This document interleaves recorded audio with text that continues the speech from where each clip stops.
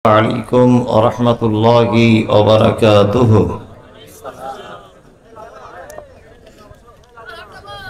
الحمد لله رب العالمين الرحمن الرحيم مالك يوم الدين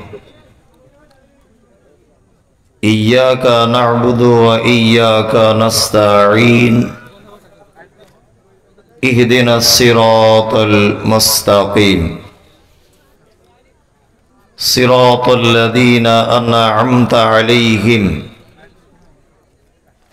غير المغضوب عليهم ولا الضالين آمين. ربنا آتنا في الدنيا حسنة وفي الآخرة حسنة وقنا عذاب النار آمين. ربنا ظلمنا أنفسنا وإن لم تغفر لنا وترحمنا لنكونن من الخاسرين. اللهم صل على محمد وعلى آل محمد كما صليت على إبراهيم وعلى آل إبراهيم إنك حميد مجيد. اللهم بارك على محمد وعلى آل محمد كما باركت على إبراهيم وعلى آل إبراهيم إنك حميد مجيد آمين. رب اشرح لي صدري ويسر لي أمري واحلل عقدة من لساني يفقه قولي ربي زدني علما. وقال الله تعالى أعوذ بالله من الشيطان الرجيم وما خلقت الجن والإنس إلا ليعبدون. আজকের জলসার সুযোগ্য নির্বাচিত যোগ্যতম সভাপতি, মঞ্চে বসে আছেন আমন্ত্রিত ওলামায়ে কেরাম, বিজ্ঞাপিত অবিজ্ঞাপিত আজকের জলসার বিভিন্ন অতিথিগণ, শ্রোতা হিসাবে যারা এসেছেন, চলে গেছেন, আসছেন, নারী পুরুষ আবাল বৃদ্ধ বনিতা নির্বিশেষে সকলকে জানাচ্ছি আন্তরিক শুভেচ্ছা, ভালোবাসা, প্রেম, মোবারকবাদ, ধন্যবাদ, সাধুবাদ, স্নেহাশিস যথাক্রমে শ্রেণীগতভাবে। আলহামদুলিল্লাহ, এতক্ষণ পর্যন্ত আপনারা বিভিন্ন ওলামায়ে কিরামদের কাছ থেকে হাদিস এবং কোরআনের খুব চূড়ান্ত পর্যায়ের আলোচনা শুনছিলেন। আমি এসেছি আপনাদের কাছে কিছু কথা রাখবো বলে।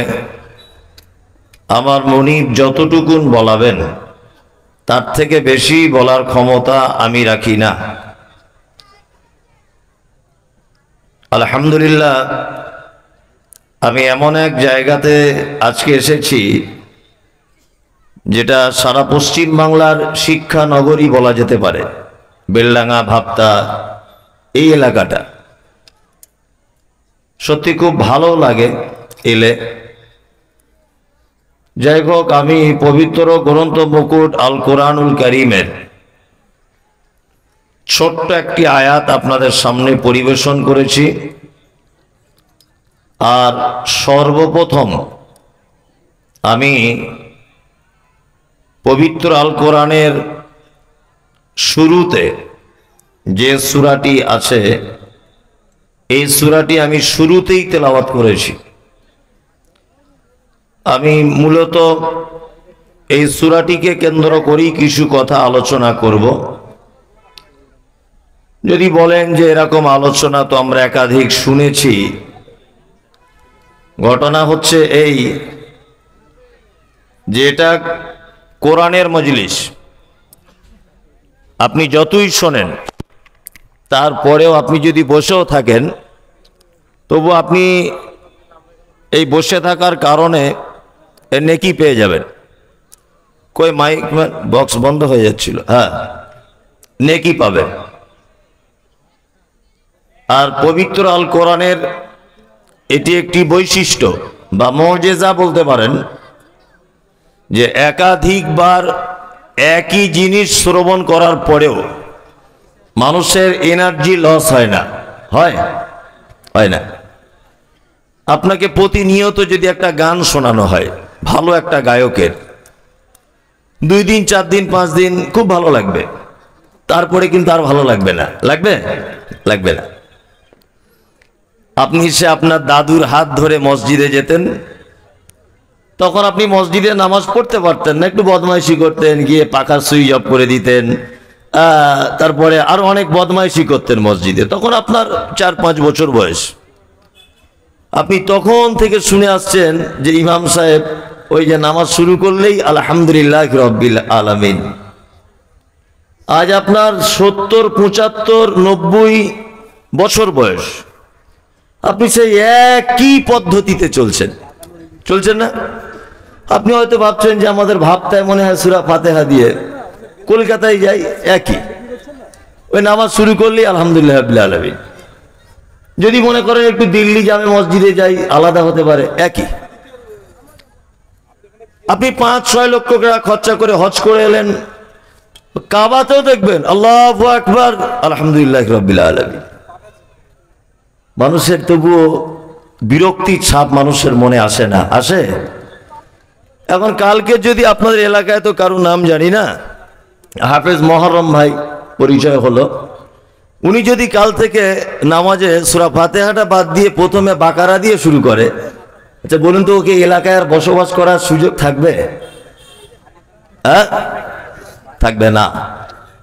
এরই নাম কোরআনের একটা আশ্চর্য মুজিজা, যে একাধিকবার শুনলেও মানুষের মনে বিরক্তির ছাপ আসে না। আল্লাহ সুবহানাহু ওয়া তাআলা পবিত্র কোরআনে সর্বপ্রথম যে আয়াত অবতীর্ণ করেছিলেন মুহাম্মদ সাল্লাল্লাহু আলাইহি ওয়াসাল্লামের উপর, ওই গারে হিরাতে, সেটি কি? ইকরা বিইসমি রাব্বিকাল্লাযী খলাক। 5টি আয়াত অবতীর্ণ করেছিলেন। নাম্বার 2, পবিত্র আল কোরআনের একটি সূরা আছে, আপনি যদি 3 বার যদি তেলাওয়াত করেন, তাহলে পরিপূর্ণ কোরআন মাজিদ একবার তেলাওয়াত করলে যত নেকি হয় তত নেকি তার আমলনামাতে তুলে দেওয়া হবে। বলুন তো কোন সূরা? ইখলাস। বাহ, আপনারা তো ভালো জ্ঞানী মানুষ, সবই বলতে পারছেন, আলহামদুলিল্লাহ। আচ্ছা, নাম্বার 3, পবিত্র আল কোরআনে একটি আয়াত রয়েছে, যে আয়াতটি তাওরাতে ছিল না, জাবুরে ছিল না, ইনজিলে ছিল না, কোন সহিফাতেও ছিল না। এর সমতুল্য আর কোন আয়াত অন্য কোন গ্রন্থের ভিতরে পাওয়া যায়নি, আজও যাবে না। সেটি পবিত্র কোরআনে আছে, আয়াতুল কুরসি, তাই না? জি। আপনি যদি রাতের বেলা শোয়ার সময়তে আয়াতুল কুরসি পড়ে আপনার হাতে ফুঁক দিয়ে সারা শরীরে যদি বলান, বা আয়াতুল কুরসি যদি আপনি আমল করেন, তাহলে আপনার মাল, আপনার বাড়ির সমস্ত কিছু দায়িত্ব এসে যাবে কার? আল্লাহ সুবহানাহু ওয়া তাআলার। আপনি যদি ফরজ সালাতের পরে আপনি যদি আয়াতুল কুরসিটা যদি তেলাওয়াত করেন, তাহলে আপনার জন্য জান্নাত অনিবার্য। কি বললাম বুঝলেন না? এত গুরুত্ব রয়েছে এই সমস্ত আয়াত বা সূরা ইখলাস। তাহলে আমি 3টি কথা বললাম, আয়াতুল কুরসি, সূরা বাকারাতে আছে, আর সূরা ইখলাস, আর প্রথম অবতীর্ণকৃত 5টি আয়াত, ইকরা বিইসমি রাব্বিকাল্লাযী খলাক, খলাকাল ইনসানা মিন আলাক, ইকরা ওয়া রাব্বুকাল আকরাম আল্লাযী আল্লামা বিল কলম আল্লামাল ইনসান মা লাম ইয়ালাম। 5টি আয়াত।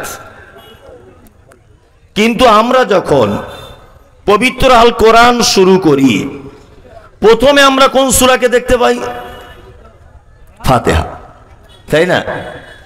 এর ভিতরে একটা মারাত্মক কথা লুকিয়ে আছে, সেটি হচ্ছে এই যে সূরা ইখলাস, এই সূরার ভিতরে শুধুমাত্র আল্লাহ সুবহানাহু ওয়া তাআলা নিজের পরিচয় প্রকাশ করেছেন, আর আমরাও আল্লাহ সুবহানাহু ওয়া তাআলা সেই পরিচয়টা এক বাক্যে দ্বিধাহীন চিত্তে মেনে নিয়ে আমরাও নামাজে বা এমনি সময়তে তেলাওয়াত করি, কুল হুয়াল্লাহু আহাদ। নবী আপনি বলুন আল্লাহ এক। আমরা সবাই আল্লাহকে এক বলে জানি কি জানি না? এতে কোনো সন্দেহ নেই, নেই তো? নেই। এতে শুধুমাত্র তাওহীদ, শুধু আল্লাহর পরিচয়, এছাড়া আপনি আর কিছুই পাবেন না।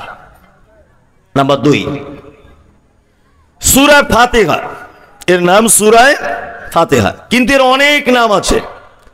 আরেকটি নাম হচ্ছে উম্মুল কিতাব, অর্থাৎ কিতাবের কি মা। মা মানে জানেন? আরবিতে শব্দের অর্থ হচ্ছে কেন্দ্রবিন্দু বা সেন্টার। আপনি যদি সূরা ফাতিহা শেষ পর্যন্ত শোনেন, আলহামদুলিল্লাহ আপনার অনেক উপকার হবে, এবং ভালো লাগবে না লাগবে জানি না, তবে উপকার হবে অনেক, আর অনেক কিছু জানতে পারবেন। আমি ভাঙা গলাতে একটা একটা একটা একটা একটা একটা করে আপনাকে বুঝিয়ে বুঝিয়ে বলার চেষ্টা করবো ইনশাল্লাহ। আরবিতে এখানে সব জ্ঞানী মানুষরা বসে আছে, আপনারা ভাববেন না যে আমরা মনে হয় কিছু জানি না, আর মুমতাজুল ইসলাম ফাঁকা মাঠে এসে যা তা বলে দিয়ে চলে গেল। অত সহজ না, আমার চাকা জাম করে দিবে। কি বললাম বুঝলেন না? ওই জন্য আমি একটা একটা করে বুঝিয়ে বুঝিয়ে বলার চেষ্টা করছি। আমরা মাকে আরবিতে যে শব্দ ব্যবহার করি তার নাম উম্মুন। উম্মুন মানে মা। মা এটা আমরা জানি, কিন্তু শব্দের অর্থ হচ্ছে কেন্দ্রবিন্দু বা সেন্টার।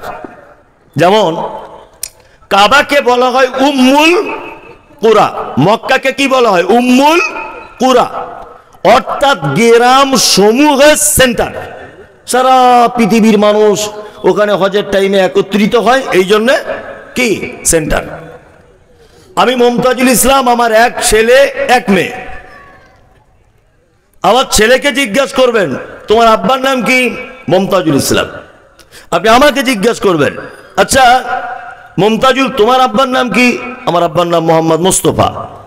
তাহলে আমার বেটা হলো মুস্তফার পক্ষ থেকে আমি হলাম, তাই তো? আচ্ছা আমার পক্ষ থেকে আমার বেটা হলো, আমার বেটার পক্ষ থেকে আমার পোতা হলো। আপনি যদি আমার পোতা থেকে ব্যাকে আসেন, তাহলে আমার পরিবারের মূল কে? কে? আমার মা। আমার মা না, আমার মা। আমার মায়ের পেট থেকে আমি হয়েছি, তারপরে আমার স্ত্রী পেট থেকে আমার বেটা, আমার বৌমার পেট থেকে হয়েছে আমার পোতা। এইভাবে যদি ব্যাকে আসেন, তাহলে আমার বাড়ির মেন কেন্দ্র কে? আমার মা। আল্লাহ সুবহানাহু ওয়া তাআলা উম্মুল কিতাব বলতে যেটা বোঝাতে চেয়েছেন সেটা হচ্ছে এই যে পবিত্র আল কোরআনের ভিতরে আল্লাহ সুবহানাহু ওয়া তাআলা যত কথা বলেছেন, যত কথা, তার মূল সারাংশ, তার মূল বিষয়টি আল্লাহ সুবহানাহু ওয়া তাআলা সূরা ফাতিহার ভিতরে লিপিবদ্ধ করে দিয়েছে। আল্লাহু আকবার। যত কথা এর ভিতরে আপনি তাওহীদ পাবেন, আল্লাহর পরিচয় পাবেন, এর ভিতরে ইবাদতের ধরন পাবেন, এর ভিতরে রবের কাছে সাহায্য পাবেন, এর কাছে আপনি যে বান্দা আর সে যে রব, এইটা ডিফারেন্স পাবেন। সব কিছু আপনি এর ভিতরে পেয়ে যাবেন। সূরাটির অনেক নাম আছে, আর একটি নাম আছে সূরাতুশ শিফা। এই সূরাটির নাম হচ্ছে আরোগ্য দানকারী একটি সূরা। কি বললাম বুঝলেন তো? আপনাদের মজার ঘটনা শোনা আছে না হাদিসের, যে সাহাবায়ে কেরামগণ একটা দল রাস্তা দিয়ে হেঁটে হেঁটে যাচ্ছিলেন, ওনাদের কাছে খাদ্য খাবার কিছু ছিল না, সব শেষ। হ্যাঁ, খুব টেনশনে পড়লেন। হঠাৎ করে একটা লোক চলে এলো, এসে বলছে যে তোমাদের ভিতরে কি কেউ কোনো দোয়া জানো? আমাদের মহল্লার একটা লোককে সাপে কামড়িয়েছে, যদি তোমরা কেউ এই দোয়া জানো সাপে কাটা রুগীকে ভালো করতে পারো। তখন সাহাবায়ে কেরামগণ বললেন যদি ভালো হয়ে যায় বা আমাদের ভিতরে কেউ একজন জানে, বলছে যদি তোমরা জানো আর ঝাড়ফুঁক করো তাহলে আমাদের পক্ষ থেকে তোমাদের খাদ্যের ব্যবস্থা করে দেওয়া হবে। এই হাদিসের গল্প শোনেননি? এটা হাদিস। গেলেন, গিয়ে কি পাঠ করলেন? সূরা ফাতিহা পাঠ করলেন, সাপে কাটা রুগীকে ঝাড়ফুঁক করলেন, রুগী ভালো হয়ে গেল। আমার এটা খুব আফসোস হচ্ছে, আমিও সেই দলের একজন। আমাদের পশ্চিম বাংলার কোনো আলেম বা কোনো মানুষ, কোনো আল্লাহওয়ালা লোক একটা সাপে কাটা রুগীকে ঝাড়ুকতে দেখি সূরা ফাতিহা পড়ে?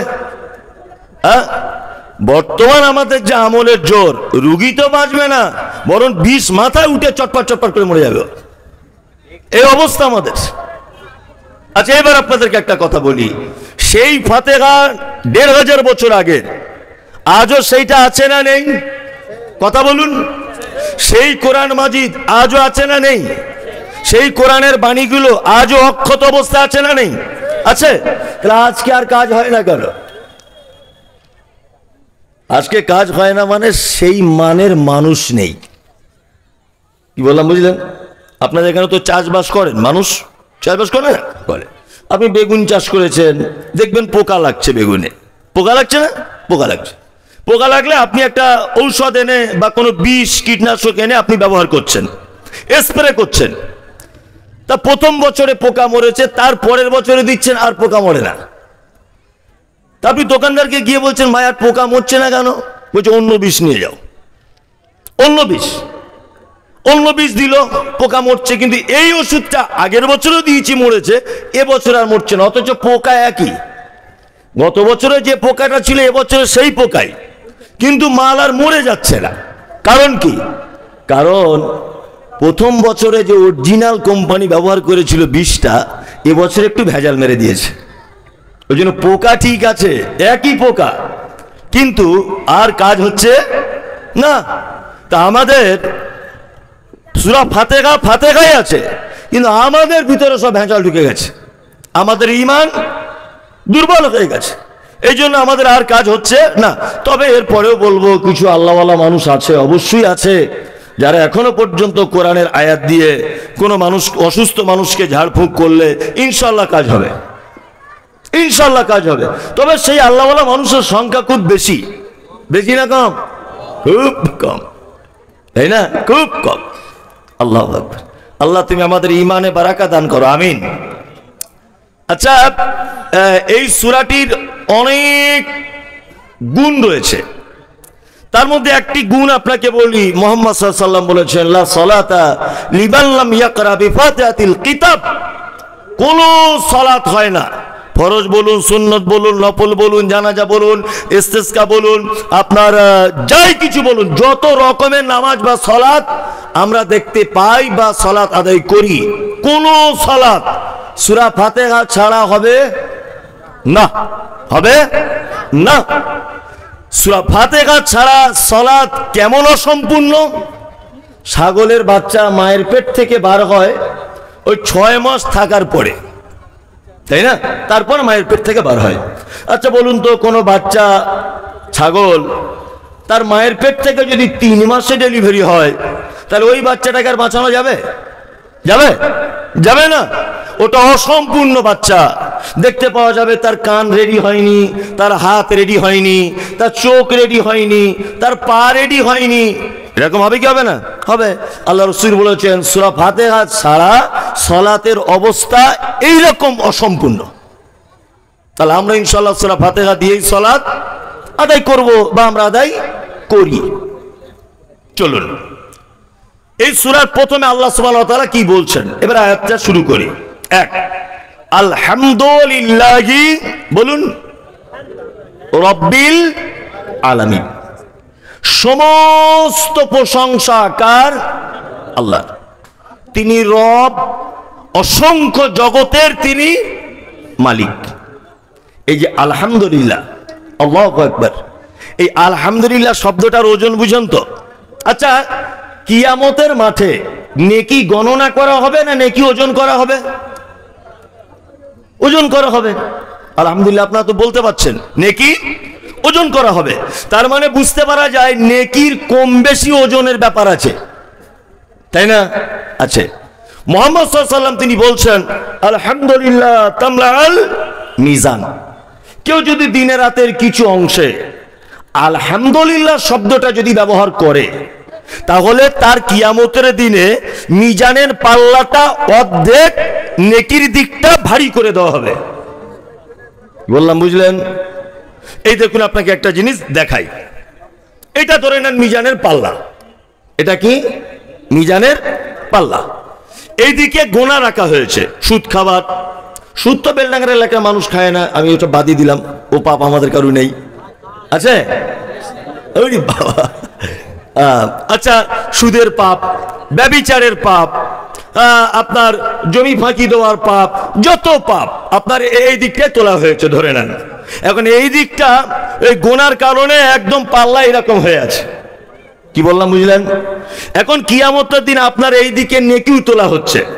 এই মহসিনিয়া শিশু মাদ্রাসায় দান করা, জলসা শোনা, সালাত আদায় করা, জানাজা পড়া, যাকাত দেওয়া, সব রকমের নেকি এই দিকটায় তোলা হচ্ছে। কিন্তু আপনার নেকির থেকে গোনাটা এত ভারী, এত ভারী, এত ভারী যে আপনার নেকিটা তুলতে পারছে না, মানে গোনাটাকে তুলতে পারছে না। আল্লাহ রাসূল সাল্লাল্লাহু আলাইহি ওয়াসাল্লাম বলেছেন আলহামদুলিল্লাহ তামলাআল মিজান।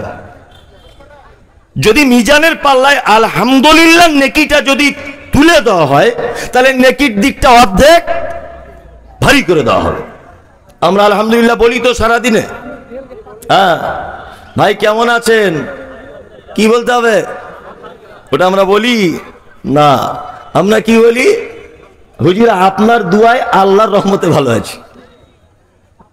দেখবেন বেশিরভাগ মানুষ বলে কেমন আছেন ভাই, আপনাদের দুয়ায় আল্লাহর রহমতে ভালো আছি। বলছি কি বলছে না? আজকেই আমি ওখানে বসে আছি, একজনকে জিজ্ঞাসা করছি ভাই কেমন আছেন, বলছে আপনাদের দুয়াতে খুব ভালো আছি। ওকে আমি জীবনেই চিনি না, আমি ওই লোকটাকে জীবনেও চিনি নি, তাই আমি ওনার জন্য দোয়া করতে যাবো কেন? আর কবেই বা দোয়া করেছি ওনার জন্য যে আল্লাহ ওই লোকটাকে ক্ষমা করে দাও? কবেই বা দোয়া করেছি? এটা একটা ভুল শব্দ আমরা ব্যবহার করি। কোন মুসলিম, আপনি একজন মুসলিম হিসাবে সে আপনাকে সালাম দিল, ওয়ালাইকুম আসসালাম ওয়া রাহমাতুল্লাহ, ভাই আপনি কেমন আছেন? আলহামদুলিল্লাহ। আপনার দুয়াতে আল্লাহর রহমতে ভালো আছি, এই কথাটার ভিতরে একটু কেমন কেমন গন্ধ পাওয়া যায়। তার মানে বোঝা যায় যে আপনি যদি দোয়া না করতেন তাহলে মনে আল্লাহ রহমত করতো না, অথচ আমি কোনোদিনই দোয়া করিনি। কথাটা এরকম নয়, এরকম। নাম্বার 2, আলহামদু মানে সমস্ত প্রশংসা কার? আল্লাহর। আপনাকে এবার আমি আর একটা জিনিস বোঝাই। আরবিতে কিছু কিছু শব্দ সাধারণ মানুষও ব্যবহার করে, আলেম ওলামারাও, আমরাও ব্যবহার করি। যেমন আমরা বলি শুকরিয়া, ভাই শুকরিয়া বলে না? শুকরিয়া শব্দ ব্যবহার করি কি করি না? কেউ কিছু দিল শুকরিয়া বলি কি বলি না? বলি। বাংলাতে দুটো শব্দ ব্যবহার করি আমরা, 1 ধন্যবাদ, 2 আপনার প্রতি আমি চিরকৃতজ্ঞ। ধন্যবাদ আর কৃতজ্ঞ দুটো শব্দ ব্যবহার করি কি করি না? করি। আর আরবিতে কৃতজ্ঞর বাংলা আরবি অর্থ, কৃতজ্ঞতার আরবি অর্থ আলহামদ বা হামদ, আর শুকরিয়ার বাংলা অর্থ কি? ধন্যবাদ। আল্লাহ সুবহানাহু ওয়া তাআলা অত্তর আয়াতের শুরুতে শুকরিয়া শব্দ ব্যবহার না করে আলহামদ শব্দ ব্যবহার করছেন কেন? মানে আমি অবাক হই যে পবিত্র আল কোরআনে যে শব্দগুলো দিয়ে সাজানো হয়েছে, এইগুলো মোটামুটি কিয়ামত পর্যন্ত যদি কেউ গবেষণা করে তাই এর ভুল ধরার কোনো লাইন নেই। কোনো লাইন আছে না। আর আমরা মানে মুসলিমরা তো মানে একটু বড্ড বেশি বোঝে, অনেক সময় বেশি বোঝে না। আমরা অনেক আজে বাজে প্রশ্ন করি। কি প্রশ্ন? আমরা প্রশ্ন করি হুজুর আগের দিনে আমরা পড়েছি আলিফ জবর আ, বে জবর বা, তে জবর তা, সে জবর সা, এরকম ছোটবেলায় পড়েছি না আলিফ বে তে সে। এখন ওটা ঘুরিয়ে কি হয়েছে? আলিফ বা তা সা জিম হা খ এরকম হয়েছে না? সব জায়গায় প্রশ্ন।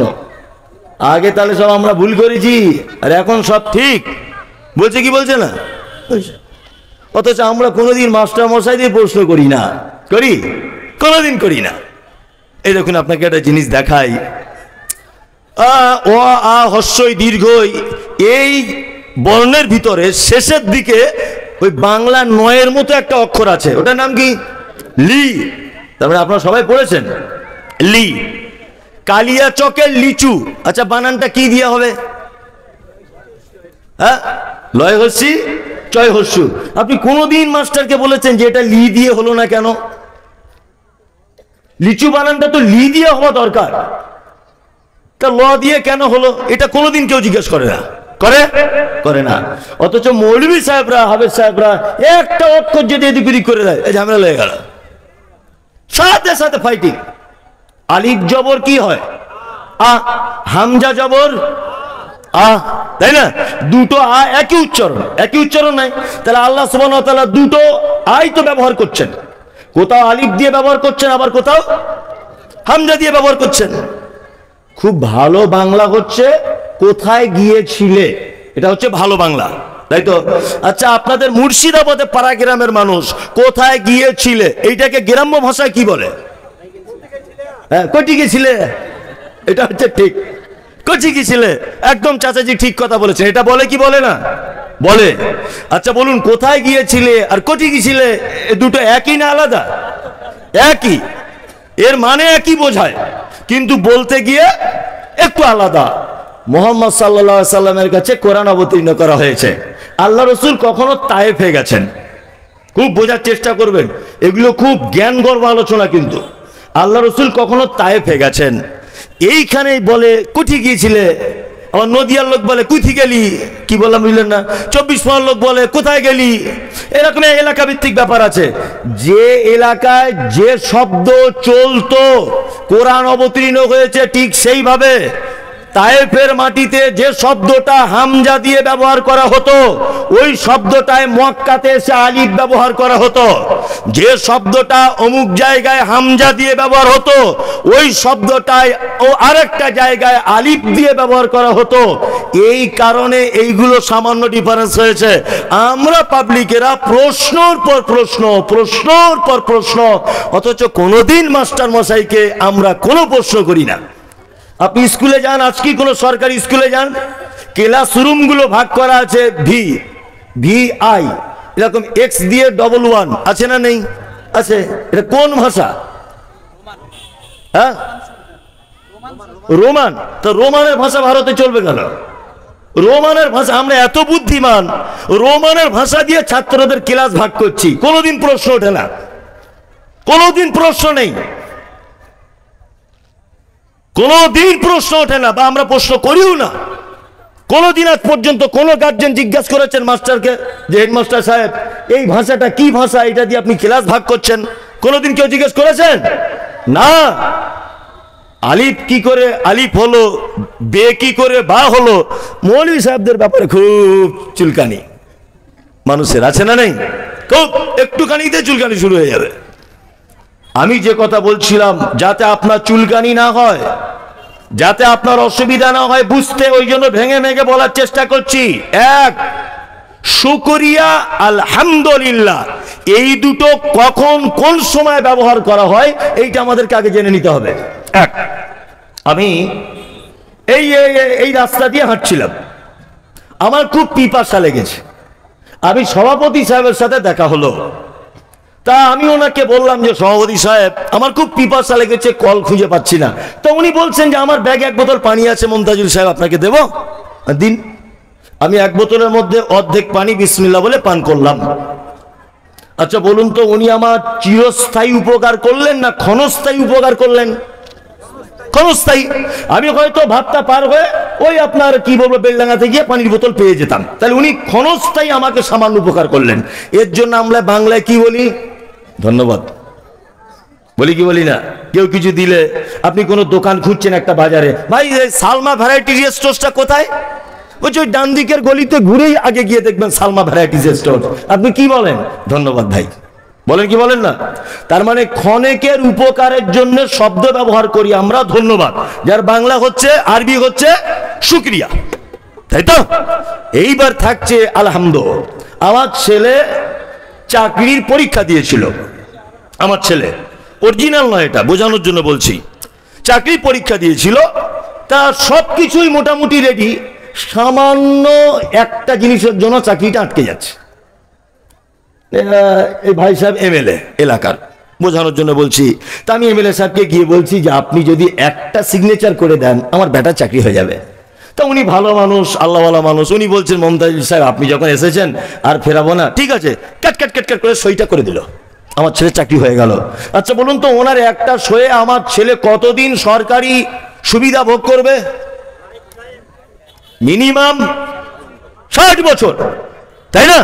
আচ্ছা এইবার বলুন, ওনাকে আমি ধন্যবাদ জানাবো না ওনাকে আমি এই শব্দটা বলবো, আপনার প্রতি আমি চির কৃতজ্ঞতা প্রকাশ করছি? কোনটা? চির কৃতজ্ঞতা। মানে এক কথায় সংক্ষিপ্ত ছোট আকারের ক্ষণস্থায়ী উপকার যদি কেউ করে তার জন্য আমরা কি বলবো? শুকরিয়া, ধন্যবাদ।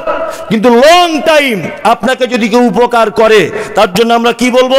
চির কৃতজ্ঞ প্রধান সাহেব আপনার কাছে আমার, বলবে কি বলবো না? এইবার বলুন, আল্লাহ আপনাকে মানুষ রূপে পৃথিবীতে পাঠিয়েছেন, আমি মমতাজুল ইসলাম, আপনি আশরাফুল, অমুকজন আব্দুল কুদ্দুস, ওর নাম সাইফুল, ওর নাম ফটিক, ওর নাম ফিটু, সবাই আমাদের জন্ম থেকে নিয়ে এই 60 বছর বা 70 বছর বা 50 বছর আপনি বেঁচে আছেন। আচ্ছা বলুন তো, আল্লাহ সুবহানাহু ওয়া তাআলা আমাদের খুব বেশি উপকার করেছেন না অল্প উপকার করেছেন? কি চরম।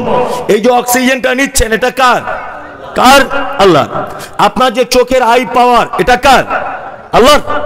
আমি অবাক হই মাঝে সাঝে, আসলে আমি তো বক্তা, আমি বক্তব্য দিই, আমি বড় আলেম নয়, আমার তেমন ইলমিয়াত নেই, তবে আমি বক্তা, আমি বক্তব্য দিতে পারি। আপনি কি এখন আমাকে বলেন 5 ঘন্টা বক্তব্য দিতে হবে, আমি ঠিক দিয়ে দেবো, কোনো সমস্যা নেই। কিন্তু যদি আপনি আমার কাছে বোখারিটা খুলে বলেন একটু পড়িয়ে দেন, আমি পারবো না, আমি পারবো না। আমি মায়ের সাথে গবেষণা করি ছোট মাথায়। এই যে হাতটা আমরা এরকম করছি, এটা ফোল্ডিং সিস্টেম, তাই না? আচ্ছা কোনো মোটর সাইকেলের যদি কোনো পার্টস এরকম হয় 24 ঘন্টা, বলুন তো দেখি 2-4 মাস পর ওরা জং লেগে গিয়ে দোকানদার বলবে কি বলবে না যে একটু গ্রিস করে নেন? বলবে। এই যে ফোল্ডিং সিস্টেম, জন্ম থেকে নিয়ে মৃত্যু পর্যন্ত ফোল্ডিং সিস্টেম, এটা কোনোদিন কেউ বলেছে যে একটু খুলে নাট বল্টু হালকা একটু গ্রিস মেরে নেন? বলেছে না।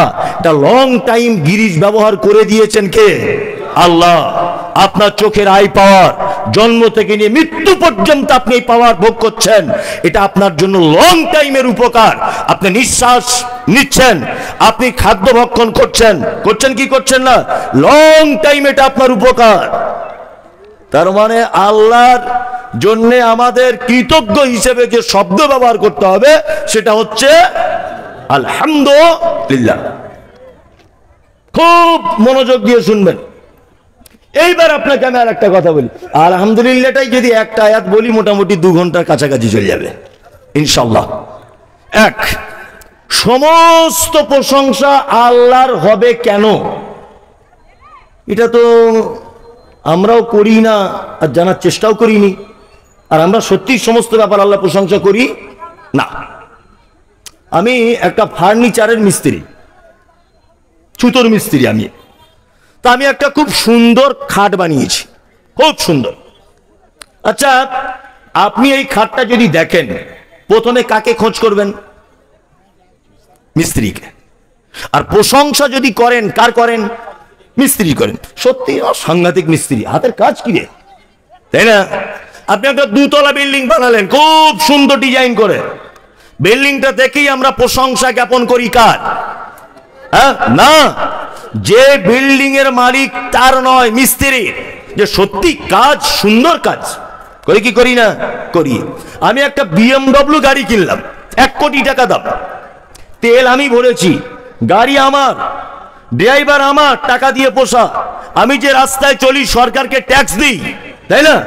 কিন্তু আল্লাহ শব্দ ব্যবহার করছেন আলহামদুলিল্লাহ, সমস্ত প্রশংসা আমার।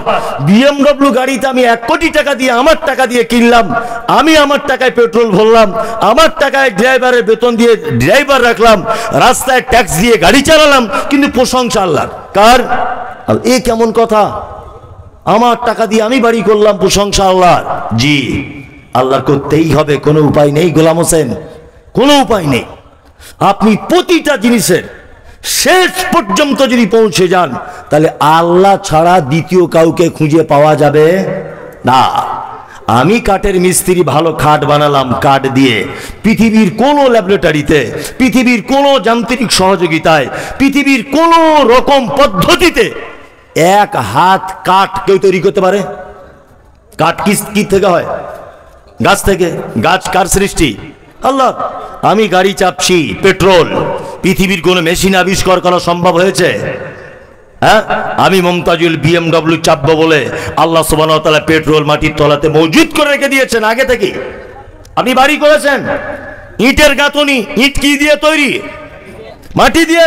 মাটি কার দান? আল্লাহর। ইটকে পোড়ানো হয়েছে, তবে লাল হয়ে ইট তৈরি হয়েছে। পোড়ানো হয়েছে কি দিয়ে? কয়লা। পৃথিবীর কে আবিষ্কার করেছে? আল্লাহ। আপনি ইট তৈরি করবেন বলে ওটা বহুদিন পূর্বে কয়লা আগে থেকে রেডি করা ছিল ঝাড়খণ্ডের মাটিতে, বুঝলেন না? তার মানে যদি আপনি প্রশংসা করতে যদি যান, যদি ভাবেন যে আমি আল্লাহর প্রশংসা করব না, উপায় নেই গোলাম হোসেন, সব জায়গাতে আল্লাহর প্রশংসা করতেই হবে, কোনো উপায় নেই। আছে নেই। ওই জন্য আল্লাহ সুবহানাহু ওয়া তাআলা শব্দ ব্যবহার করছেন আলহামদুলিল্লাহি রাব্বিল আলামিন। এইবার একটা শব্দ এসেছে যেখানে রব, তাই না? তারপরে এসেছে আলামিন। আল্লাহর নাম কটা? 99টা। বাহ, ইনি কিন্তু ভালো জানেন 99টা, তাই তো? আমরা কোন সূত্রে 99টা বলি? সে কায়দা বগদাদিতে পড়েছি ছোটতে। ইয়া আল্লাহ, ইয়া রহমান, ইয়া রহিম, ইয়া মালিক, ইয়া কুদ্দুস, ইয়া সালাম, ইয়া মুমিন, ইয়া মুহাইমিন, ইয়া আজিজ, ইয়া গফফার, ইয়া ওয়াহাব, ইয়া সাত্তার। 99টা, তাই তো? না, আল্লাহর একটাই নাম, তার নাম আল্লাহ। কি বললাম? আমি মুমতাজুল ইসলাম, এটা আমার নাম। আমার নামের পাশে লিখছে বক্তা মুমতাজুল ইসলাম। আচ্ছা বলুন তো, বক্তাটা আমার নাম না আমার গুণ? হ্যাঁ, আমার গুণ। আল্লাহর নাম আল্লাহ রহমান, তিনি দয়ালু, এটা ওনার গুণ। কি বললাম বুঝলেন না? কাহার, তিনি জবরদস্ত, আজিজ, খুব ক্ষমতাবান। কি বললাম বুঝলেন? এগুলো আল্লাহর কি গুণ। তাহলে আল্লাহর 99টা কি রয়েছে? সিফাত, সিফাতি নাম রয়েছে। আল্লাহর নাম আল্লাহ, এক আল্লাহ। এইবার আপনাকে আর একটা মজার কথা বলি, আপনি অবাক হবেন এই কথাটা শুনলে, যে আল্লাহ 99টা নামের ভিতরে ইয়া রব্ব, এটা আছে? কারো জানা আছে? আছে? নেই। রব্ব নামটা নেই। এ আবার তাহলে রব কোথা থেকে এলো? এটা আমাদের বুঝে নিতে হবে। এক, আদম আলাইহিস সালামকে যখন আল্লাহ তাআলা পৃথিবীতে তৈরি করলেন, যখন তৈরি করলেন, তৈরি করার পরে বিস্তারিত ঘটনা, আমি একেবারে মূল কথাটা বলছি। আদমকে জিজ্ঞাসা করছেন আল্লাহ সুবহানাহু ওয়া তাআলা, আলাস্তু বিরাব্বিকুম, আদম তুমি বলো আমি কি তোমাদের রব নয়? এটা বলা হয়েছিল কি হয়নি? হয়েছিল। আদম আলাইহিস সালাম কি বলেছিলেন? ক্বালু বালা, আল্লাহ হ্যাঁ নিশ্চয় আপনি আমাদের রব। তাহলে পৃথিবীর সূচনাতে আল্লাহ আমাদের কাছ থেকে নিজের কি নামের স্বীকৃতি নিয়েছেন?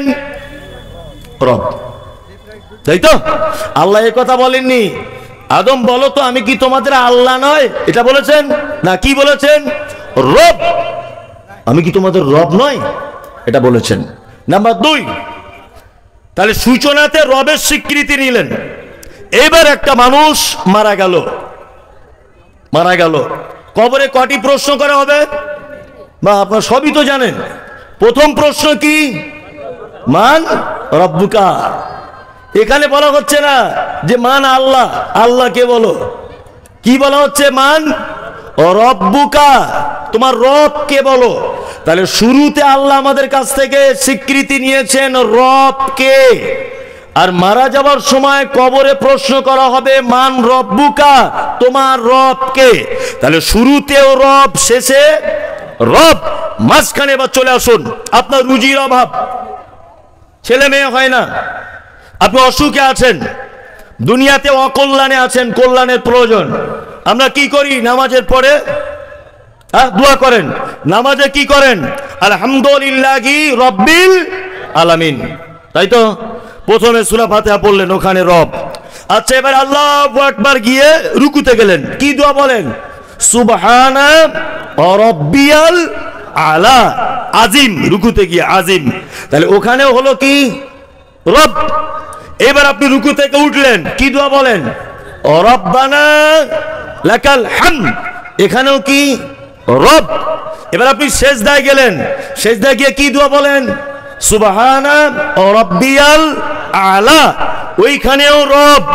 নামাজ শেষ হয়ে গেল, এইবার আপনার অভাব অভিযোগগুলো আপনি আল্লাহর কাছে চাইবেন। রব্বানা আতিনা, এখানে রব। রব্বানা যালামনা, এখানে রব। পবিত্র আল কোরআনে যত দোয়া, অর্থাৎ বান্দাকে যত জায়গায় আল্লাহ বলেছে অভাব অভিযোগের জন্য, আমাকে যখন তোমরা ডাকবে আমার নাম রব দিয়ে আমার কাছে প্রার্থনা করো। বুঝতে পারছেন কি বলছি?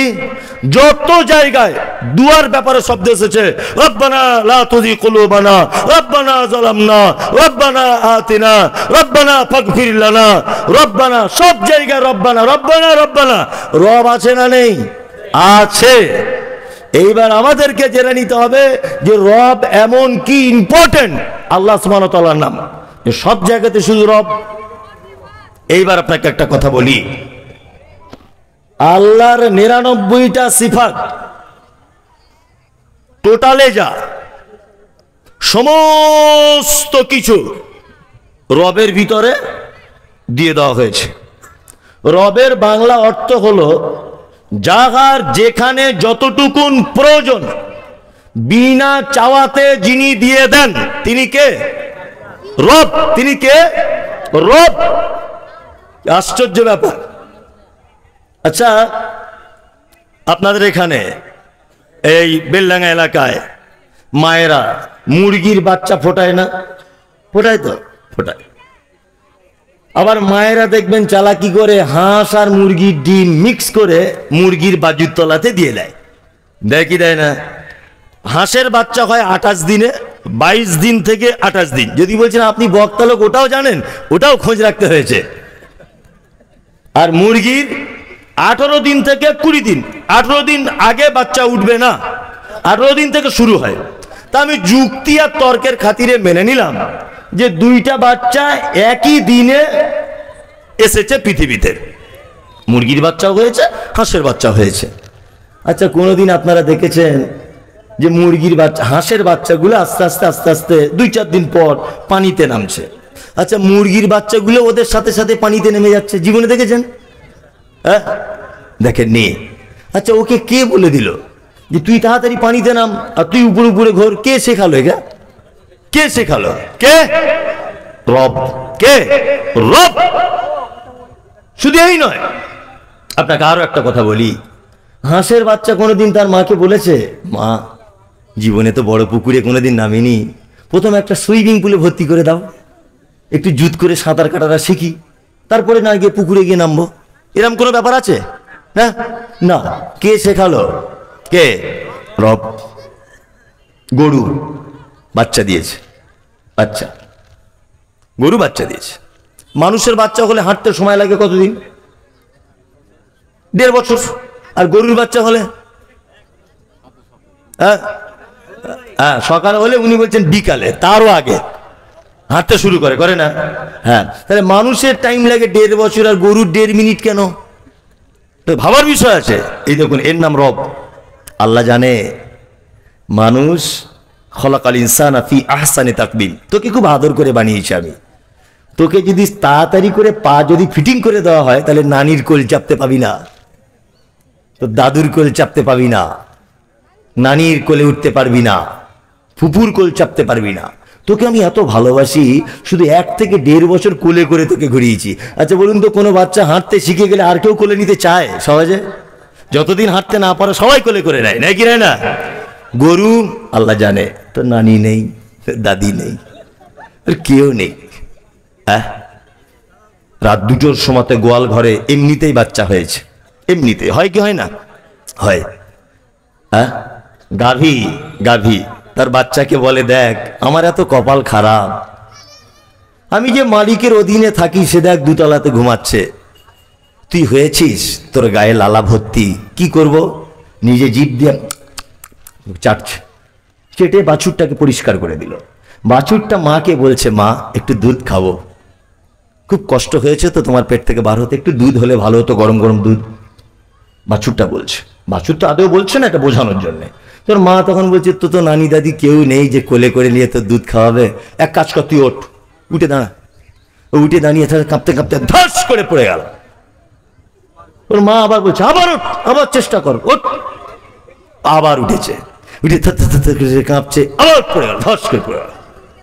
আবার ওঠ, উঠে দাঁড়িয়েছে, উঠে দাঁড়িয়ে কাঁপতে কাঁপতে বলছে, মা দুধ কোন দিকে? পিছনের দিকে যা, পিছনের দিকে যা, গিয়ে দেখ বাঁট ঝুলছে, বাঁটে মুখ লাগা, টান, দুধ পাবি।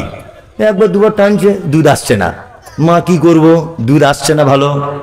মা তখন নিজের ভাষাতে বলছে, খ্যাপা কোথাকারে, আর আমি জীবনের আগে কোনোদিন মা হইনি, আজ প্রথম মা হয়েছি। তুই দুধ চানছিস কিন্তু দুধের রাস্তা ক্লিয়ার নয়, ওই জন্য এক কাজ কর, 2-4 বার করে টানবে, এইরকম করে গুঁতো মারবি আমার মাঠে। ছাগল গরু দেখবেন দুধ টানছে, এইরকম করে গুঁতো মারছে, এইরকম মারছে কি মারছে না? মারে। কে বলে দিল গুঁতো মেরে দুধ বার করতে হবে? কে বললো? কে? রব। আপনি দাঁত বার করে হি করে হেসে দিলেন, এটা কত ওয়েটফুল কথা, এটা আপনি ধারণা করতে পারছেন? যে কে শেখালো ওকে যে তোকে এইভাবে গুঁতো মারতে হবে, তবে তোর মায়ের দুধটা ক্লিয়ার হয়ে বার হবে? কে বলে দিল? রব। যার যেখানে যেভাবে যেটা প্রয়োজন, বিনা চাওয়াতে, চাওয়ার কোনো প্রসঙ্গ আসবে না, এমনিতেই দিয়ে দিবেন। কে? রব। আপনি অবাক হয়ে যাবেন। আপনাদের গ্রামের একটা ছেলে, এই চুপ করো, আপনাদের গ্রামের একটা ছেলে, একটা মেয়ে, তার নাকটা নেপালিদের মতো এরকম, ঠিক এইরকম। আচ্ছা বলুন তো, কোন একটা ভালো ছেলেকে যদি বলা হয় যে নেপালিদের মতো নাক, এইরকম চাপটা, এই মেয়েটাকে বিয়ে করবে, সহজে কেউ রাজি হবে? হবে? হবে না। এবার বলছি, আপনাদের গ্রামে একটা ছেলে দক্ষিণ আফ্রিকার, মানে ইথিওপিয়া যে দেশটা, এই ইথিওপিয়া দেশের লোক, যেমন ঠোঁটগুলো মাটির দিকে ঝোলা, এই বড় বড় ঠোঁট। নাইজেরিয়ানদের দেখেনি, পাখির ভাষার মতো মাথায় চুল, আর কালো কুচকুচ কুচকুচ কুচকুচ কুচকুচ করছে, সেইরকম লম্বা। আপনার মেয়ে বা আমার মেয়েকে যদি বলা হয়, মা সাবিনা, এই দেখ তোর জন্য একটা ছেলে দেখেছি, জীবনে পছন্দ করবে? হ্যাঁ, করবে না। এর নাম রব। আল্লাহ জানে, যাকে নেপালে বানিয়েছি সবার নাক এইরকম ভোঁতা, বিয়ে করতে সমস্যা নেই। যাকে নাইজেরিয়ানে বানিয়েছি সবার মাথার চুল পাখির বাসার মতো।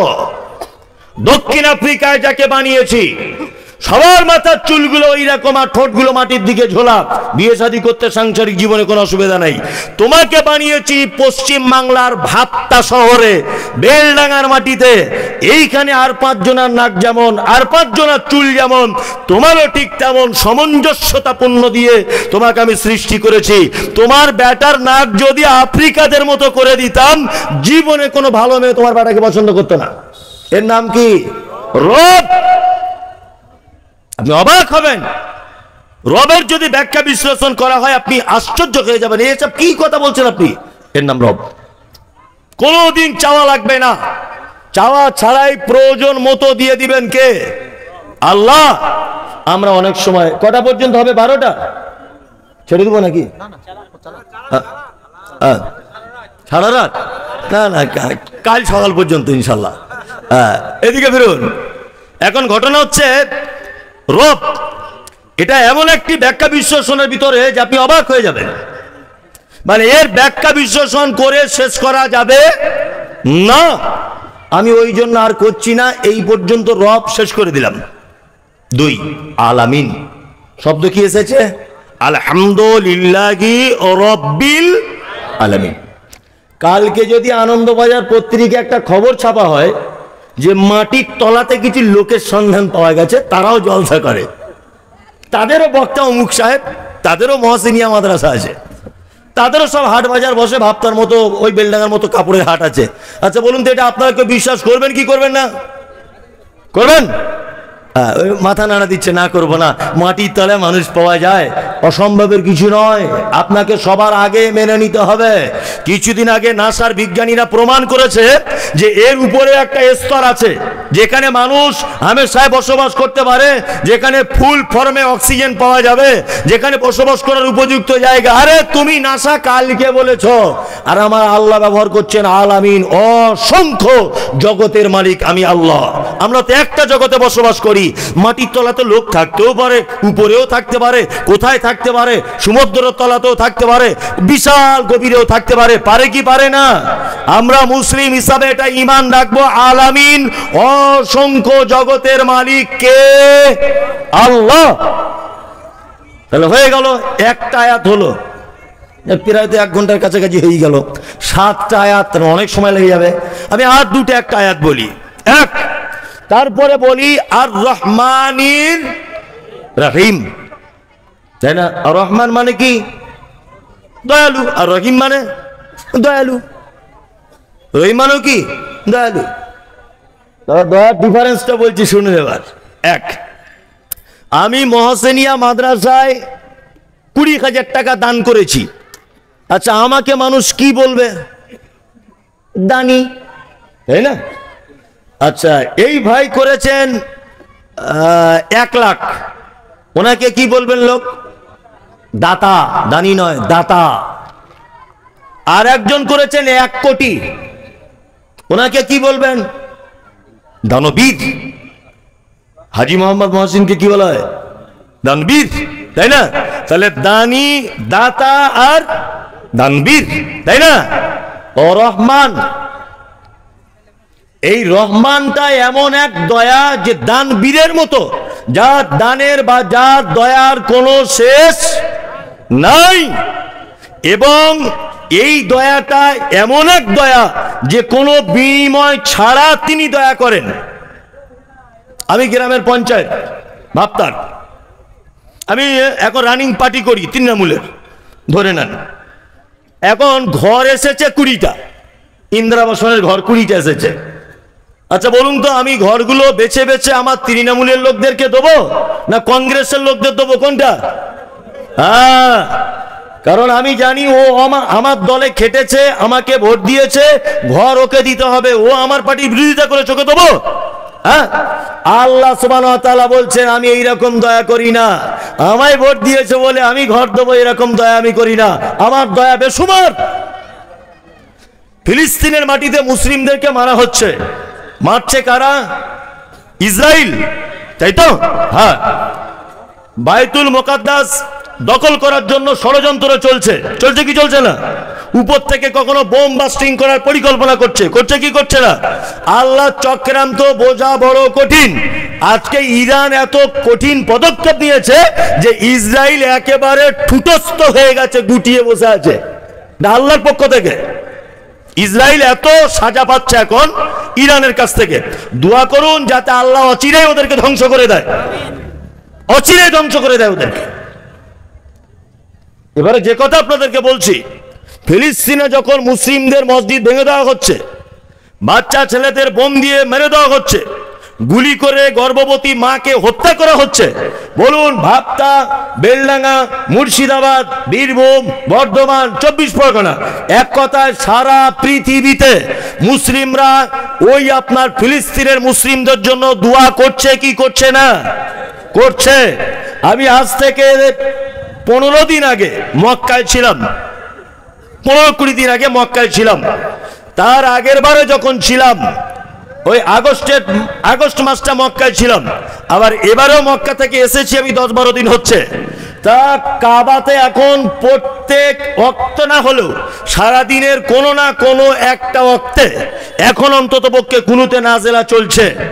আর ফিলিস্তিনিদের নাম ধরে ধরে দোয়া করা হচ্ছে, আর ইসরায়েলেদেরও নাম করে করে দোয়া করা হচ্ছে।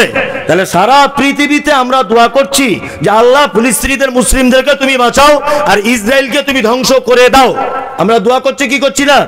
মুসলমানদের এত দোয়া করার কেন দরকার? অক্সিজেনের মালিক কে? আল্লাহ। রুজির মালিক কে? আল্লাহ। তা আল্লাহ তো চাইলে ইসরায়েলের অক্সিজেনটা 10 মিনিটের জন্য বন্ধ করে দিতে পারে, তাহলে আর কোনো সমস্যা থাকবে? থাকবে? থাকবে না। আল্লাহ তো ইচ্ছা যদি করেন তাহলে ইসরায়েলের মানুষের 10 মিনিটের জন্য অক্সিজেনটা টোটাল ইসরায়েল একেবারে সীমানা দিয়ে আল্লাহ বলে দিল যা তোদের অক্সিজেন বন্ধ। তাহলে আর দোয়া করার প্রয়োজন হতো? মাছির মতো ছটফট করে মারা যেত? মারা যেত কি যেত না? যেত। আল্লাহ সুবহানাহু ওয়া তাআলা বলছেন না, এটা আমার পক্ষে নয়, কারণ আমি রহমান, আমি দয়া করি, তার কোনো বিনিময় চাই না। তোমরা মসজিদে নামাজ পড়ো আর নাইবা পড়ো, আমার পক্ষ থেকে দয়া পাবে। তুমি আমাকে এক বলে মানো আর নাইবা মানো, আমার পক্ষ থেকে তুমি দয়া পাবে। আমার নাম রহমান। রহমান এমন এক দয়ালু যিনি দয়া করেন কিন্তু বিনিময় কিছু চান নাই। তিনি কে? তিনি কে? আল্লাহ। আল্লাহ আল্লাহ আর রহিম, বিশেষ দয়া। কিয়ামতের দিনে কিছু মানুষের উপর আল্লাহ সুবহানাহু ওয়া তাআলা বিশেষ দয়া করবেন। ওই জন্য আমি এ কথা বলি সবসময়তেই, যখন নামাজের পরে দোয়া করবেন, একা একা করবেন, বাড়িতে করবেন, তখন এটা বলবেন যে আল্লাহ তুমি কিয়ামতের দিন আমার উপরে একটু দয়া করো। যদি কিয়ামতের দিনে আল্লাহ কারো উপরে দয়া করে, তার থাকার জায়গা কোথায়? জান্নাত। থাকার জায়গা জান্নাত। তাহলে রব্বিল আলামিনটা হয়ে গেল, আর রহমানির রহিম হয়ে গেল। তারপরে এসছে মালিকি ইয়াউমিদ দিন। কিয়ামত বা প্রতিফল দিবসের মালিক কে? কে? আল্লাহ। প্রতিফল দিবস সম্পর্কে আইডিয়া আছে কিছু? নেই। সুবহানাল্লাহ। আসলে এসব কথা বলতে গেলে সত্যি বলছি, আমি যে খুব আল্লাহওয়ালা মানুষ তা আমি কখনোই নয়, বলবো না। এমনি 5 ওয়াক্ত সালাত আদায় করি, যেগুলো মান্যতার দেওয়ার মতো মানুষ হিসাবে সেগুলো দেওয়ার চেষ্টা করি। আমারও ভুল ত্রুটি হয়। আমি বক্তা বলে যে একেবারে ফেরেশতার মতো আর বড় পাঞ্জাবি পরে আছি তা নয়। অন্যায় অপরাধ সবার ভিতরেই আছে। তা আপনি হয়তো একটু বেশি করেন, আমি হয়তো একটু কম করি, এই কম বেশি ডিফারেন্স। অন্যায় কাজে প্রায় মানুষ ভুল ত্রুটি হয়, করে। করে কি করে না? করে। সত্যি কিয়ামতের কথা যখনই হাদিস কোরআনে কোথাও চোখে পড়ে, সত্যি অবাক লাগে যে কি অবস্থা হবে সেদিন।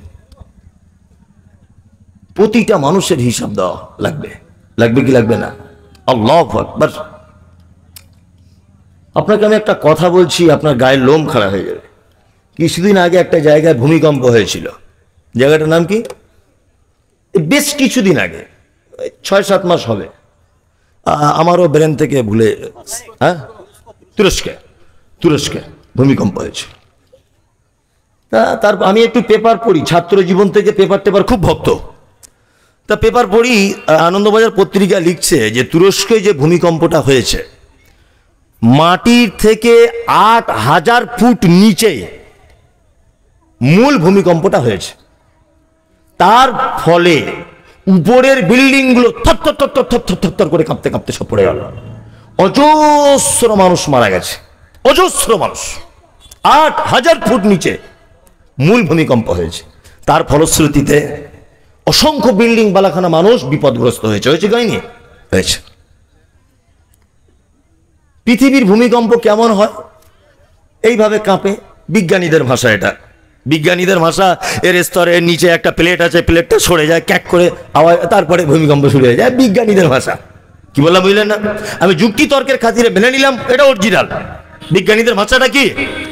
অরিজিনাল ধরে নিলাম। এইভাবে।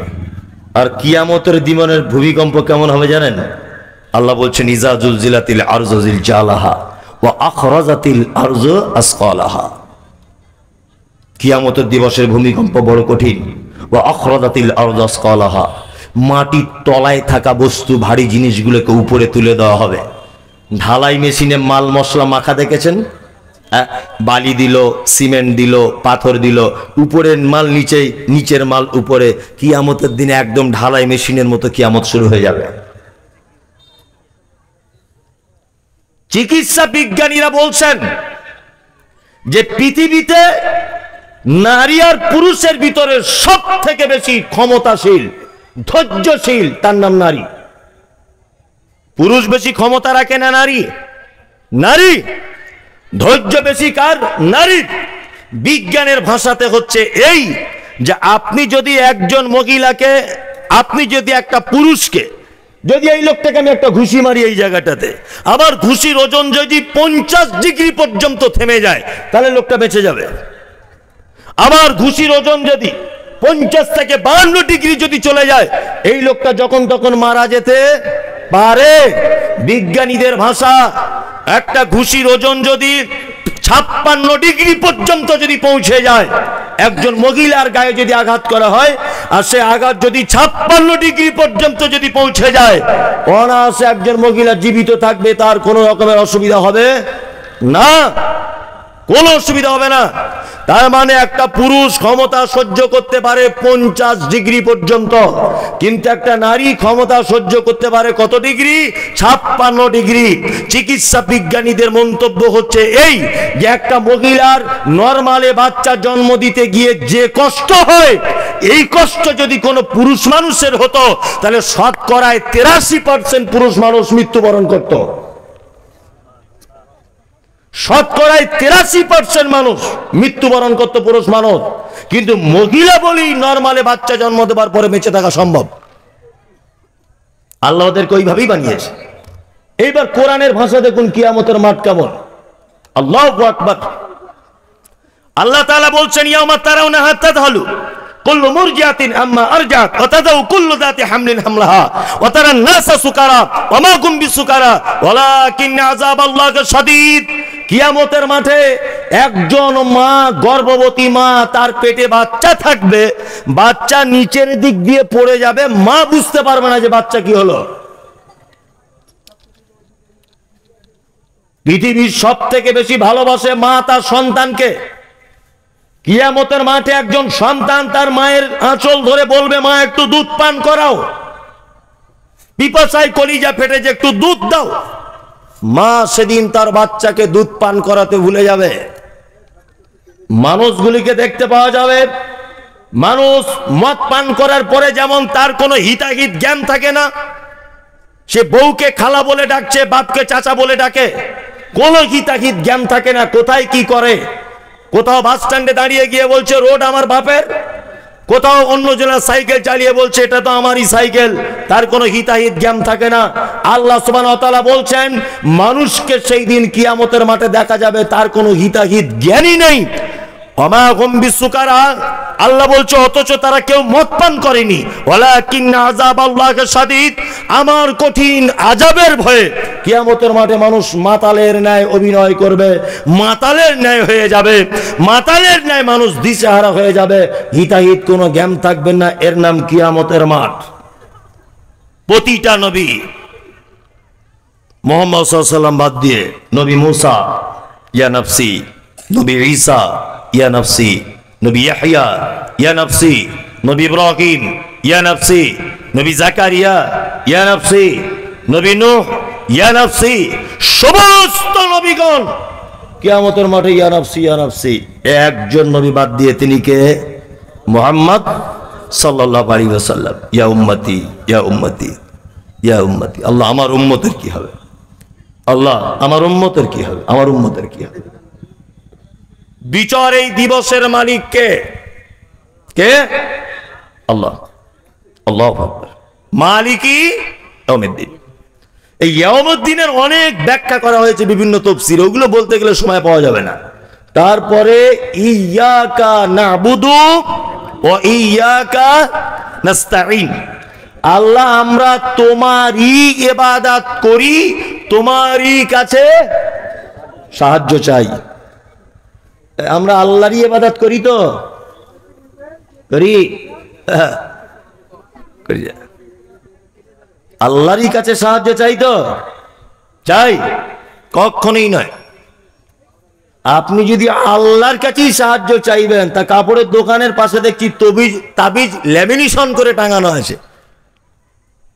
আপনাদের এলাকায় হয়তো নেই, আচ্ছা দেখবেন ব্যবসায়িকদের দোকানে কোনো এক জায়গাতে তাবিজ ল্যামিনেশন করে টাঙানো আছে, আছে না?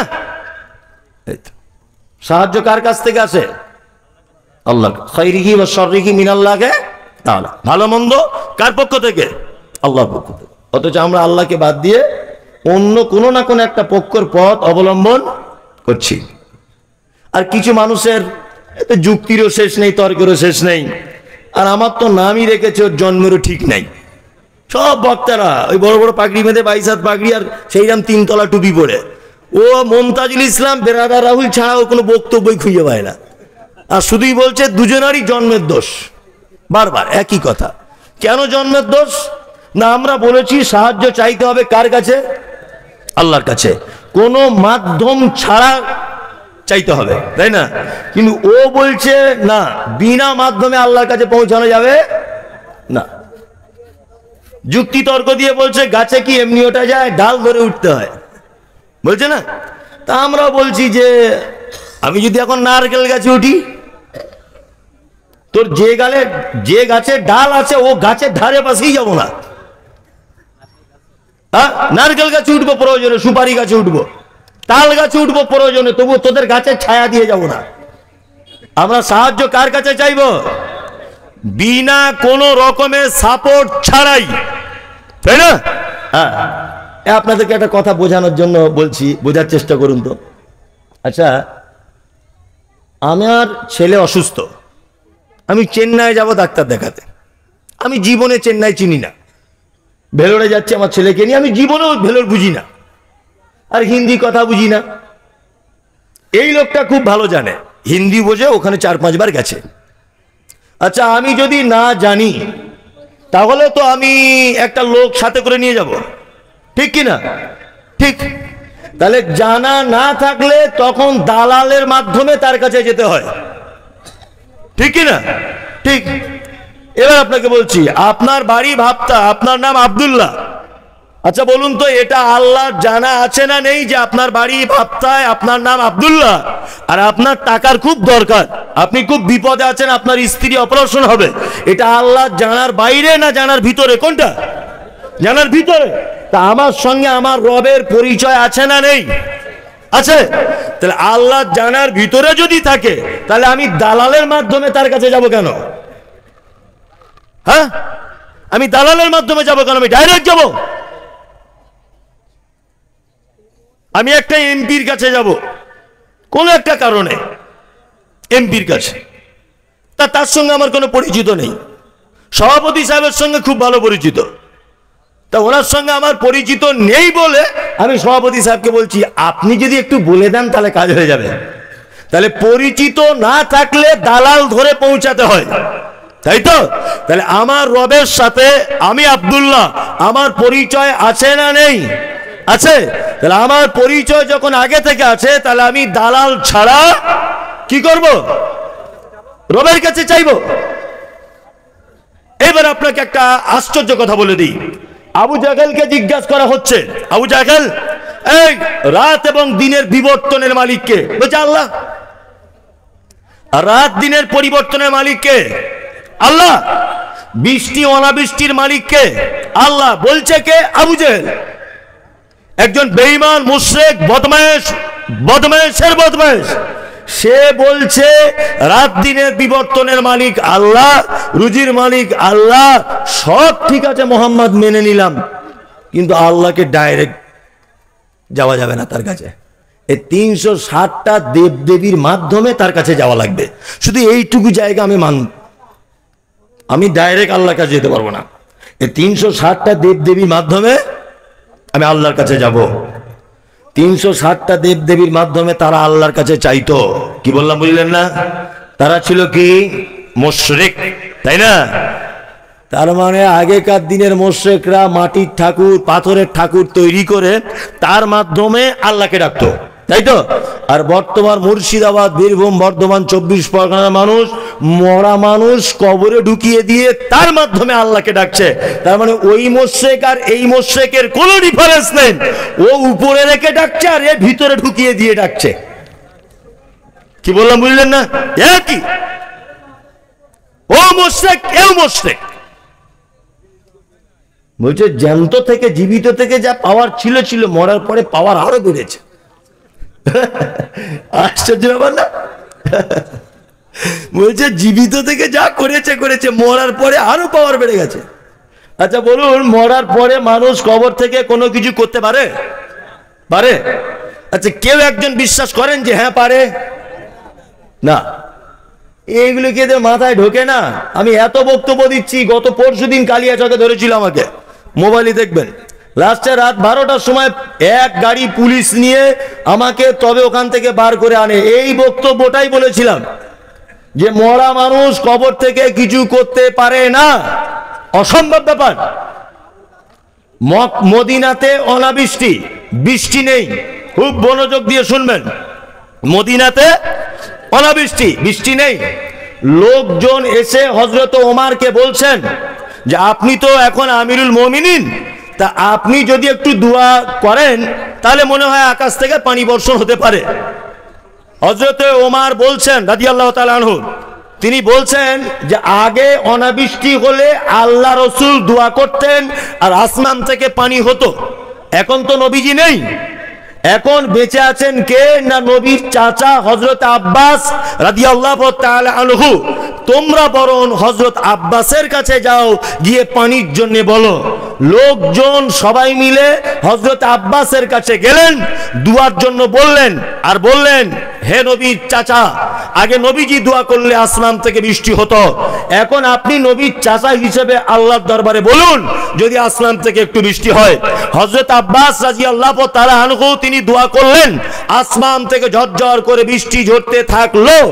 এইবারে এখানে একটা প্রশ্ন আপনার কাছে আমার, হযরত ওমরের কাছে যখন মানুষ গেছে দুয়ার আবেদন করতে, তাহলে পৃথিবীর সব থেকে দামি মানুষ মুহাম্মদ সাল্লাল্লাহু আলাইহি সাল্লাম, মানুষ মারা যাবার পরে যদি তার কিছু ভালো মন্দ করার ক্ষমতা থাকতো, তাহলে হযরত ওমর মদিনাতে মসজিদে নববীর পাশে আয়েশার হুজরাতে আল্লাহ নবী শুয়ে আছেন, ওমর এই কথা বলতে পারতেন, তোমরা সবাই নবীর কবরে গিয়ে বলো তাহলে আসমান থেকে বৃষ্টি হবে।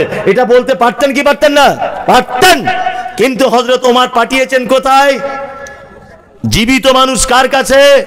হযরত আব্বাসের কাছে।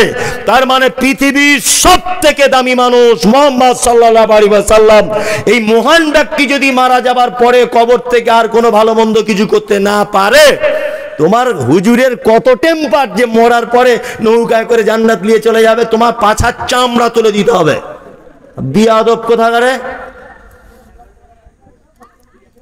সারা পৃথিবীর সব থেকে দামি মানুষ মুহাম্মদ সাল্লাল্লাহু আলাইহি ওয়াসাল্লাম, এত দামি মানুষ কিয়ামত পর্যন্ত আর আসবে না। এই মানুষ যদি মরার পরে সেই মানুষের বা সেই নবীর কবরে যদি ভালো মন্দ কিছু চাওয়া না যায়, তোমার পীর সাহেব কত দামি লোক যে তার কবরে চাইতে হবে। আর একটা কথা বলে যাচ্ছি, শুনে রেখে দেন। সারা পশ্চিম বাংলাতে যত মাজার আছে, এই মাজারের 80% 90% মাজারে মাল করি কিছু নেই, পুরো ভুয়ো, এমনিতেই করে রেখে দিয়েছে। কি বললাম বুঝলেন? আপনাকে একটা দৃষ্টান্ত পেশ করছি, শুনে রেখে দেন। উত্তর 24 পরগনায় হাড়োয়া বলে একটা জায়গা আছে, কেউ নাম শুনেছেন? হাড়োয়া শুনেছেন নাম? বসিরহাট লাইনে হাড়োয়া। এইখানে একটা মাজার আছে বাবা একদিল শাহ, ভালো করে বুঝবেন। ওই পীর সাহেবের আর একটা মাজার আছে এই বারাসাতের মধ্যে একটা জায়গা আছে, তার নাম কাজীপাড়া।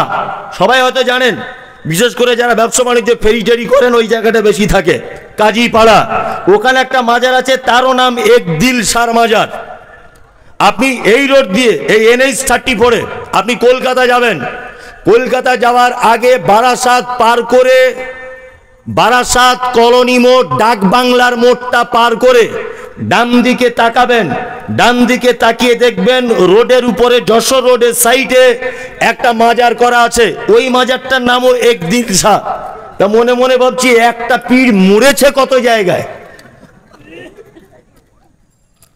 একটা পীর মরে কত জায়গায়। বলছে না, ঘটনা এইরকম নয়। বলছে কি? বলছে আমাদের পীর বাবা কলকাতায় গিয়েছিলেন নাখোদা মসজিদে কোনো একটা মিটিংয়ে। আসার সময় তখন বাস লরি কিছু ছিল না, বারাসাতে আসার সময় খুব জোরে পেচ্ছাপ পেয়ে গিয়েছিল। হুজুর এখানে বসে পেচ্ছাপ করেছিলেন, ওই জন্য এখানেও একটা মাজার। আর একটু দূরে গিয়ে হুজুর একটু বসে আরাম করেছিলেন, ওখানে একটা মাজার। এইভাবে ও পৌঁছানো পর্যন্ত হুজুর 4 জায়গায় থেমেছেন, 4টে মাজার। 2024 সালের মানুষ এসব বিশ্বাস করে? তাও তো কিছু মানুষ করছে। হ্যাঁ, মরার পরে যদি কোনো ক্ষমতা থাকতো, আল্লাহ নবী সাল্লাল্লাহু আলাইহি ওয়াসাল্লাম বেঁচে থাকা অবস্থায় আল্লাহ রসুলের যত সন্তান সব পৃথিবী থেকে চলে গেছেন, একজন বাদ দিয়ে, তার নাম ফাতেমা রাদিয়াল্লাহু তাআলা আনহা। তিনি মারা গেছেন আল্লাহ রসুল মারা যাবার 6 মাস পরে। কি বললাম বুঝলেন? এইবার একটা চমৎকার কথা বলি। ফাতেমার ছেলে কটা? 2, হাসান আর হোসাইন। শহীদ করা হয়েছিল কুফা শহরে। কাকে? হোসাইনকে, তাই না? আল্লাহ রসুল নাতিকে খুব বেশি ভালোবাসতেন কি বাসতেন না? বাসতেন। তা যখন কুফা শহরে, বাগদাদের কুফা শহরে হোসাইনকে হত্যা করা হচ্ছে, তার আগে নানা একটু কবর থেকে বলে দিতে পারেননি, ওই হোসাইন ওখানে যাস নি রে ভাই, ওখানে গেলে তোকে হত্যা করে দিবে? এটা নবীজি বলতে পারতেন কি পারতেন না? পারতেন। কিন্তু তিনি বলেছিলেন ইয়েস নো, বলেননি। তার মানে নবীজি যদি নিজের নাতি হাসানকে আগে থেকে যদি সাবধান না করে দেয়, তাহলে তোমার পীর সাহেব কত দামি যে কবর থেকে তোমার উপকার করবে। আল্লাহ নবী সাল্লাল্লাহু আলাইহি ওয়াসাল্লামের সাহাবী নাম তার হযরতে ওমর। আল্লাহ রসুল যে ওমরের ব্যাপারে বলেছেন, আমি মিরাজের রাত্রিতে গিয়ে জান্নাতে একটা সুন্দর বিল্ডিং দেখলাম। আমি জিজ্ঞাসা করলাম বিল্ডিংটা কার? তা জিবরিল আমিন বলছেন এটা হযরত ওমরের বিল্ডিং। কার বিল্ডিং? হযরতে ওমরের বিল্ডিং। এটা এত সুন্দর বিল্ডিং। আল্লাহ রসুল ওমরকে খুব বেশি ভালোবাসতেন। রাসূল সাল্লাল্লাহু আলাইহি ওয়াসাল্লাম বলেছেন, আমার পরে যদি কেউ নবী হয় হতো কে? হযরতে ওমর। উনি ছিলেন বিচক্ষণ একজন সাহাবী, তাই না? হযরত ওমরের রায়ের ব্যাপারে আয়াত পর্যন্ত অবতীর্ণ হয়েছে মুনাফিকদের জানাজা সালাত সংক্রান্ত সূরা তাওবাতে। কি বললাম বুঝলেন? হযরত ওমর সব থেকে আল্লাহ রাসূলকে বেশি ভালোবাসতেন, তাই না? হযরত ওমরকে মারা হয়েছিল কোন অবস্থায় জানা আছে?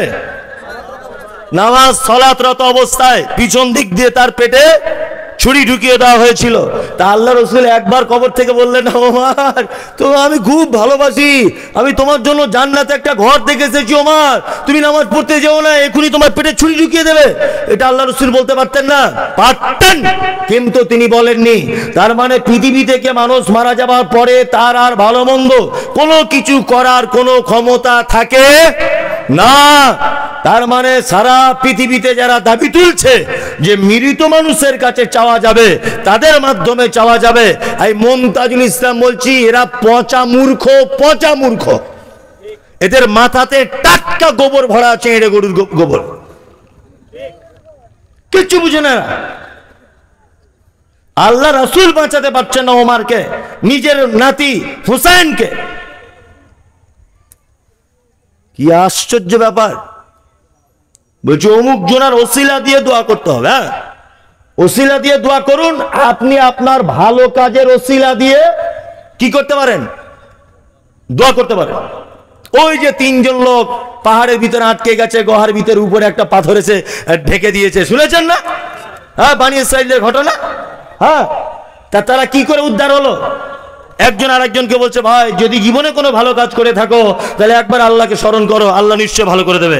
একজন বলছেন যে আল্লাহ আমার চাচাতো বোন অপরূপ সুন্দরী, সে আমাকে জেনার জন্য আহ্বান করেছে, আমি সেই কাজে এগিয়ে গিয়েও আমি বলেছি না আমি করতে পারবো না, আমি আল্লাহকে ভয় করি। পাথরে একটা পাট ফাঁক হয়ে সরে গেল। তার মানে আপনি যদি কখনো বিপদে পড়েন, আপনার নিজের কিছু ভালো আমলের কথা আপনি আল্লাহর কাছে পেশ করতে পারেন। আপনি বিপদে পড়েছেন, আপনি এইরকম ভাবে বলুন, আল্লাহ মহসিনিয়া মাদ্রাসায় মমতাজুল প্রধান বক্তা হিসেবে এসেছিল, সেদিন আমি 10,000 টাকা দান করেছিলাম। এটা শুধু তোমার জন্য করেছিলাম। তুমি যদি আমার এই বিপদ থেকে বাঁচাও, তাহলে এই দানের বিনিময়ে তুমি আজকে আমার উপর একটু দয়া করো, এইটা আপনি বলতে পারেন, কোনো সমস্যা নেই। কিন্তু আপনি যদি বলেন অমুক জায়গার হুজুরের ওসিলা দিয়ে আল্লাহ ক্ষমা করে দাও, ক্ষমা তো হবে না, মরার পরে চামড়া তুলে দিবে। কি বললাম বুঝলেন না?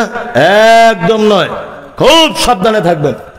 জি, 12টা বাজে, কমিটি আমি বুঝতে পারছি আদায়ের কথা বলছে, কিন্তু আমি তো প্রতিদিনের প্রোগ্রাম, আমি আদায়ের কথা বললি 10 মিনিটে সব লোকগুলো পালাবে। এটা আমার প্রতিদিনের কাজ, কারণ সবাই তো জানে প্রধান বক্তাই শেষ, এরপরে আর কেউ নেই, আদায়ের কথা বলছে, চল বাড়ি চল। বরঞ্চ আমি সাপ ব্যাং যাই বলছি, লোকগুলো বসে আছে। হ্যাঁ হ্যাঁ, তাহলে আর একটুখানি বলে দিই 2-4 মিনিট, তারপরে আমি আদায়ের কথা বলছি। 2-4 মিনিট আমাকে কমিটির পক্ষ থেকে সময় দেওয়া হোক।